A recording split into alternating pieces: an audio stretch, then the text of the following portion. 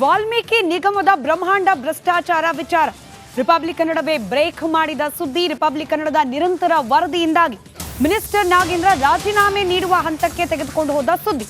ಈಗ ಇದೇ ಪ್ರಕರಣಕ್ಕೆ ಸಂಬಂಧಪಟ್ಟಂತೆ ಮತ್ತಷ್ಟು ಅಪ್ಡೇಟ್ಸ್ ಅನ್ನ ನಿಮ್ಮ ಮುಂದೆ ಇಡ್ತಾ ಇದೆ ರಿಪಬ್ಲಿಕ್ ಕನ್ನಡ. 89 ಕೋಟಿ ಯಾರ ಅಕೌಂಟಿಗೆ ಹೋಗಿತ್ತು ಅನ್ನೋದರ ಮಾಹಿತಿ ಕೂಡ ಇದೀಗ ಲಭ್ಯವಾಗಿದೆ.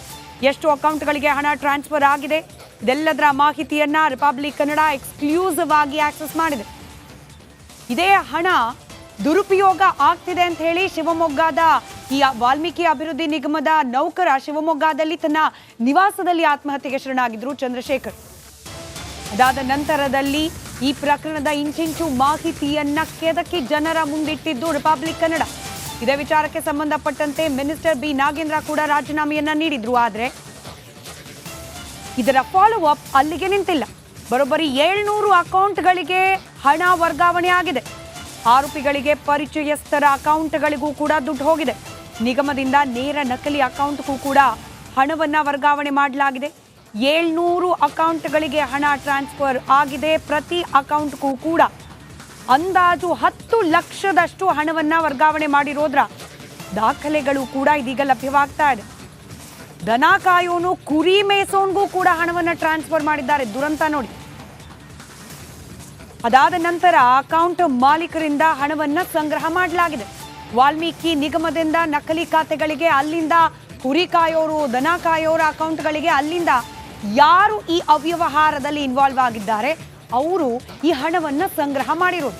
700 ಅಕೌಂಟ್ 10 ಲಕ್ಷದ ರೀತಿಯಲ್ಲಿ ಬರೋಬ್ಬರಿ 700 ಅಕೌಂಟ್ಗಳಿಗೆ ಹಣವನ್ನ ವರ್ಗಾವಣೆ ಮಾಡಲಾಗಿದೆ ಅನ್ನೋ ಮಾಹಿತಿ ಲಭ್ಯವಾಗಿದೆ. ಮತ್ತಷ್ಟು ಡೀಟೇಲ್ಸ್ ನಮ್ಮ ಪ್ರತಿನಿಧಿ ಸುನಿಲ್ ಧರ್ಮಸ್ಥಳ ನೀಡ್ತಾ ಹೋಗ್ತಾರೆ. ನೇರ ಸಂಪರ್ಕದಲ್ಲಿ ಸುನಿಲ್, ಕುರಿ ಕಾಯೋನು ದನ ಮೇಸೋನು ಇಂಥವರ ಅಕೌಂಟ್ಗಳಿಗೂ ಕೂಡ ಹಣ ಹೋಗಿದೆ. ಅದಾದ ನಂತರದಲ್ಲಿ ಅದನ್ನ ಯಾರು ಅವ್ಯವಹಾರಕ್ಕೆ ಬಳಕೆ ಮಾಡ್ಕೊಳ್ಬೇಕು ಅವರು ಸಂಗ್ರಹ ಮಾಡ್ತಿದ್ರು. ಅಂದ್ರೆ ಪಕ್ಕಾ ಪ್ಲಾನ್ಡ್ ಆಗಿ ಈ ಹಣದ ವರ್ಗಾವಣೆ ಆಗಿದೆ. ಏನೋ ರಾತ್ರೋರಾತ್ರಿ ಬೈ ಮಿಸ್ಟೇಕ್ ಆಗಿ ಹೋಗಿದೆ ಅನ್ನೋ ರೀತಿಯಲ್ಲಿ ಏನು ಪ್ರಾರಂಭಿಕ ಹಂತದಲ್ಲಿ ಸಮರ್ಥನೆ ಮಾತುಗಳು ಕೇಳೋಕ್ ಸಿಗ್ತಿತ್ತು. ಹಾಗಾಗಿಲ್ಲ ಅನ್ನೋದು ಮತ್ತಷ್ಟು ಸ್ಪಷ್ಟವಾಗ್ತಾ ಇದೆ. ಸುನಿಲ್,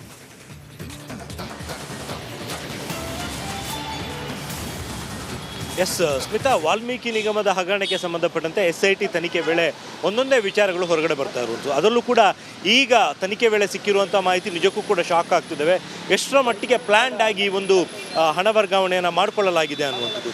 ಇಲ್ಲಿ ಇತ್ತೀಚಿನವರೆಗೂ ಒಂದು ಮಾಹಿತಿ ಇದ್ದಿದ್ದೇನು ಅಂತ ಹೇಳಿದರೆ, ಈ ಹಣವನ್ನು ವರ್ಗಾವಣೆ ಮಾಡಿಕೊಂಡಿರುವಂಥದ್ದನ್ನು ಬೇರೆ ಕಡೆಗೆ ಇನ್ವೆಸ್ಟ್ ಮಾಡಿಸ್ಕೊಂಡು ಅದಕ್ಕೆ ಸಂಬಂಧಪಟ್ಟಂತೆ ಕಮಿಷನ್ನ ಈ ಸಂಬಂಧಪಟ್ಟಂಥ ವಾಲ್ಮೀಕಿ ನಿಗಮದ ಅಧಿಕಾರಿಗಳಿಗೆ ಕೊಡ್ತಾ ಇದ್ರು ಅನ್ನುವಂಥದ್ದು. ಆದರೆ ಇದೀಗ ತನಿಖೆ ಮುಂದುವರಿತಾ ಹೋಗ್ತಿದ್ದಂಗೆ ಒಂದು ಈ ಪ್ಯಾಟರ್ನ್ ಏನು ಅನ್ನುವಂಥದ್ದು ಗೊತ್ತಾಗಿದೆ. ವಾಲ್ಮೀಕಿ ನಿಗಮದಲ್ಲಿ ಇದ್ದಂತಹ ಸುಮಾರು 89 ಕೋಟಿ ಹಣ, ಈ ಒಂದು ಹಣವನ್ನು ಎಲೆಕ್ಷನ್ ಟೈಮ್ ಆಗಿರೋದ್ರಿಂದಾಗಿ ಬೇರೆ ಯಾವುದಕ್ಕೂ ಕೂಡ ಬಳಕೆ ಮಾಡಿಕೊಳ್ಳಲ್ಲ, ಆ ಒಂದು ಅಕೌಂಟ್ನಲ್ಲಿ ಇರುತ್ತೆ ಅನ್ನುವಂಥದ್ದು ಸರ್ಕಾರಕ್ಕೂ ಕೂಡ ಗೊತ್ತಿತ್ತು. ಸರ್ಕಾರದ ಅನುಮತಿ ಇಲ್ಲದೆ ಈ ಒಂದು ಹಣವನ್ನು ಬಳಕೆ ಮಾಡೋದಕ್ಕೂ ಕೂಡ ಅವಕಾಶ ಇರಲಿಲ್ಲ. ಆದರೆ ಈ ಒಂದು ಹಗರಣದಲ್ಲಿ ಇನ್ವಾಲ್ವ್ ಆಗಿರುವಂಥ ಆರೋಪಿಗಳು ಇವರು ಈ ಒಂದು ಹಣವನ್ನು 89 ಕೋಟಿ ರೂಪಾಯಿ ಹಣವನ್ನು ಬೇರೆ ಬೇರೆ ನಕಲಿ ಅಕೌಂಟ್ಗಳಿಗೆ ಆ್ಯಕ್ಚುಲಿ ಸ್ಟಾರ್ಟಿಂಗ್ ವರ್ಗಾವಣೆ ಮಾಡ್ಕೊಂಡಿದ್ರು. ಅದರಲ್ಲಿ ಬೆಂಗಳೂರಿನ ಹ್ಯಾಪಿಯೆಸ್ಟ್ ಮೈಂಡ್ಸ್ ಅನ್ನುವಂಥ ಒಂದು ಕಂಪನಿ ಸೇರಿದಂತೆ ಬೇರೆ ಬೇರೆ ಕಂಪನಿಗಳ ಹೆಸರಿನಲ್ಲಿ ಹಣವನ್ನು ವರ್ಗಾವಣೆ ಮಾಡಲಾಗಿತ್ತು. ಅದಾದ ನಂತರ ಅಂದರೆ ಒಂದೊಂದು ಕಂಪನಿಗಳಿಗೆ ಸುಮಾರು 4 ಕೋಟಿ 5 ಕೋಟಿ ಈ ರೀತಿ ಹೋಗಿತ್ತು. ಹೀಗೆ ಒಂದೊಂದು ಕಂಪನಿಗೆ ಹೋದಂಥ ಹಣವನ್ನು ಮುಂದಿನ ದಿನಗಳಲ್ಲಿ ಬೇರೆ ಬೇರೆ ಅಕೌಂಟ್ಗಳಿಗೆ, ಇಂಡಿವಿಜುವಲ್ ಅಕೌಂಟ್ಗಳಿಗೆ ವರ್ಗಾವಣೆ ಮಾಡಿರುವಂಥದ್ದು. ಅಂದರೆ ಸುಮಾರು ಅಂದಾಜು 700 ಜನರ ಅಕೌಂಟ್ಗಳಿಗೆ ಈ ಹಣವನ್ನು ವರ್ಗಾವಣೆ ಮಾಡಲಾಗಿತ್ತು. ಇದರ ಉದ್ದೇಶ ಏನು ಅಂತ ಹೇಳಿದರೆ, ಒಬ್ಬರ ಅಕೌಂಟ್ನಲ್ಲಿ ದೊಡ್ಡ ಮಟ್ಟದ ಹಣವನ್ನು ವಿತ್ಡ್ರಾ ಮಾಡ್ಕೊಳ್ಳೋಕ್ಕಾಗಲ್ಲ ಅನ್ನೋ ಕಾರಣಕ್ಕೋಸ್ಕರ ಸುಮಾರು 700 ಜನಕ್ಕೆ ವರ್ಗಾವಣೆ ಮಾಡಿಸ್ಕೊಂಡಿರುವಂಥದ್ದು. ಮತ್ತು ಅದು ಅಂದಾಜು 8 ಲಕ್ಷ 10 ಲಕ್ಷ ಈ ರೀತಿ ವರ್ಗಾವಣೆ ಮಾಡಿಸ್ಕೊಂಡಿದ್ರು. ಯಾರ ಅಕೌಂಟಿಗೆ ಬಂದು ಹಣ ಬೀಳುತ್ತೋ ಅವರು ಅದನ್ನು ವಿತ್ಡ್ರಾ ಮಾಡಿಬಿಟ್ಟು ಅಗೇನ್ ಇದೇ ಈ ಒಂದು ಹಗರಣದ ಸೂತ್ರಧಾರ ಯಾರಿದ್ದಾರೆ, ಸತ್ಯನಾರಾಯಣ ವರ್ಮಾ ಸೇರಿದಂತೆ ಬೇರೆ ಬೇರೆ ಜನರು, ಅವರಿಗೆ ಆ ಹಣವನ್ನು ಕೊಡಬೇಕು ಅನ್ನುವಂಥದ್ದು ನಿಯಮ ಆಗಿತ್ತು. ಅದೇ ರೀತಿಯಲ್ಲಿ 89 ಕೋಟಿ ರೂಪಾಯಿ ಹಣವನ್ನು ಲಪಟಾಯಿಸಲಾಗಿದೆ ಅನ್ನುವಂಥದ್ದು ಸದ್ಯಕ್ಕೆ ಬಂದಿರುವಂಥ ಒಂದು ಮಾಹಿತಿ. ಮತ್ತು ಸುಮಾರು 14ರಿಂದ 15 ಕೋಟಿ ಹಣವನ್ನು ಈಗಾಗಲೇ SIT ಅಧಿಕಾರಿಗಳು ಈ ಒಂದು ಪ್ರಕರಣಕ್ಕೆ ಸಂಬಂಧಪಟ್ಟ ಅನುಮಾನ ಈ ಹಣ ವರ್ಗಾವಣೆ ಅಕೌಂಟ್ ಟು ಅಕೌಂಟ್ ಟ್ರಾನ್ಸ್ಫರ್ ಆಗಿದೆ. ಈಗೆಲ್ಲ ಡಿಜಿಟಲಿ ಎಷ್ಟು ಮುಂದುವರೆದಿದೆ ಬ್ಯಾಂಕ್ಗಳು ಅಂತಂದ್ರೆ ಕ್ಷಣ ಮಾತ್ರದಲ್ಲಿ ಎಲ್ಲಿಂದ ಎಲ್ಲಿಗೆ ಎಷ್ಟು ಅಮೌಂಟ್ ಹೋಗಿದೆ ಅನ್ನೋದು ಗೊತ್ತಾಗ್ಬಿಡುತ್ತೆ. ಇಷ್ಟು ಸಮಯ ಬೇಕಾಯ್ತಾ?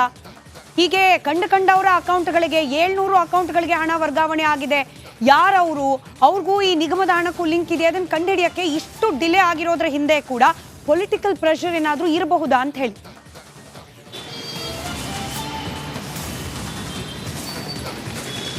ಸ್ಮಿತಾ, ಇಲ್ಲಿ ಒಂದು ತನಿಖೆ ವೇಳೆ ಸ್ಪಷ್ಟ ಆಗಿರುವಂಥ ವಿಚಾರ ಅಂದರೆ ಬ್ಯಾಂಕ್ನವರು ಕೂಡ ಇದರಲ್ಲಿ ಇನ್ವಾಲ್ವ್ ಆಗಿದ್ದರು ಅನ್ನುವಂಥದ್ದು. ಈ ಒಂದು ಆರೋಪ ಬಂದಿರುವಂಥದ್ದು RBL ಬ್ಯಾಂಕ್ ಮೇಲೆ. ಈ ಬ್ಯಾಂಕ್ನ ಅಧಿಕಾರಿ ಮತ್ತು ಸಿಬ್ಬಂದಿ ಕೂಡ ಈ ಒಂದು ಹಗರಣದಲ್ಲಿ ಇನ್ವಾಲ್ವ್ ಆಗಿರುವಂಥದ್ದು ಈಗಾಗಲೇ ತನಿಖೆ ವೇಳೆ ಬೆಳಕಿಗೆ ಬಂದಿದೆ. ಇದನ್ನು ಹೊರತುಪಡಿಸಿದರೆ ಬಹುಶಃ ಚಂದ್ರಶೇಖರ್ ಆತ್ಮಹತ್ಯೆ ಮಾಡಿಕೊಳ್ಳದೆ ಹೋಗಿದ್ರೆ ಇಡೀ ಹಗರಣ ಹೊರಗಡೆ ಬರ್ತಾನೆ ಇರಲಿಲ್ಲ ಅನ್ನುವಂಥದ್ದು ತನಿಖಾಧಿಕಾರಿಗಳ ಕಡೆಯಿಂದ ಸಿಕ್ಕಿರುವಂಥ ಮಾಹಿತಿ. ಅವರು ಆತ್ಮಹತ್ಯೆ ಮಾಡಿಕೊಂಡ್ರು, ಡೆತ್ ನೋಟ್ ಬರೆದಿಟ್ಟ ಕಾರಣದಿಂದಾಗಿ ಒಂದು ವಿಚಾರ ಹೊರಗಡೆ ಬಂತು ಮತ್ತು ತನಿಖೆ ಆಗಿರೋದ್ರಿಂದಾಗಿ ಈ ಎಲ್ಲ ವಿಚಾರಗಳು ಈಗ ಹೊರಗಡೆ ಬಂದಿರುವಂಥದ್ದು. ಅದು ಇಲ್ಲದೆ ಹೋದಲ್ಲಿ ಈ ಹಿಂದೆ ಹಲವಾರು ಬಾರಿ ಕೂಡ ಕೆಲವೊಂದು ನಿಗಮದಲ್ಲಿರುವಂತಹ ಹಣ ಇದೇ ರೀತಿ ಕೋಟ್ಯಾಂತರ ರೂಪಾಯಿ ಹಣ ಬೇರೆ ಬೇರೆ ಕಡೆ ವರ್ಗಾವಣೆಯಾಗಿ ನಂತರ ಅದು ಇನ್ವೆಸ್ಟ್ಮೆಂಟ್ ರೂಪದಲ್ಲಿ ಎಲ್ಲೋ ಒಂದು ಕಡೆ ಇನ್ವೆಸ್ಟ್ ಆಗಿ ಅದರ ಕಮಿಷನ್ ಅಮೌಂಟ್ನ ಅಧಿಕಾರಿಗಳು ಪಡ್ಕೋತಿದ್ರು ಅನ್ನುವಂಥದ್ದು ಕೂಡ ತನಿಖೆ ವೇಳೆ ಬೆಳಕಿಗೆ ಬಂದಿದೆ. ಸ್ಮಿತಾ.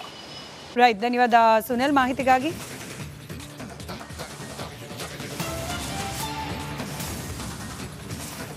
ಮತ್ತೊಂದು ಕಡೆ ರೇಣುಕಾಸ್ವಾಮಿ ಹತ್ಯೆ ಆಗುತ್ತೆ ಪಟ್ಟಣಗೆರೆ ಶೆಡ್ನಲ್ಲಿ. ಅದಾದ ನಂತರ ಕೂಡ ಈ ಪಟ್ಟಣಗೆರೆ ಶೆಡ್ ಬಗ್ಗೆ ಸಾಕಷ್ಟು ಮಾಹಿತಿಗಳನ್ನು ಕಲೆ ಹಾಕೋ ಪ್ರಯತ್ನಗಳಾಗ್ತಾ ಇದೆ.